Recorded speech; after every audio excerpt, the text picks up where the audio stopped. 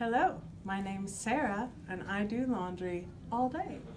And because I do, I've learned some nifty new ways to make it fun and exciting. I'm going to start with underwear, little boy underwear. Most moms, subpar moms, would throw it in the drawer.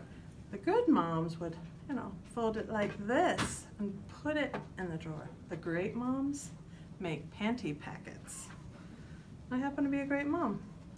So you hold your undies up like this and you're going to fold into thirds, just like so. When you have it in a straight little line, you're going to fold the waistband in half, take the remainder of the legs and tuck through the top of the elastic, like so. It's so simple. The thing about a panty packet is the boys can now line their drawers with rows of underwear. And the benefit to this is there's some pairs that ride up and some pairs that are too tight and some pairs that are just right, and they can spot them in the lineup. Nice little rows of underwear. Want to see it again?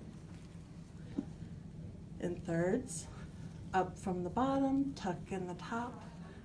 This works for men's underwear too. Huge underwear or tiny little girl underwear. Any underwear you can make panty packets. Thanks for watching.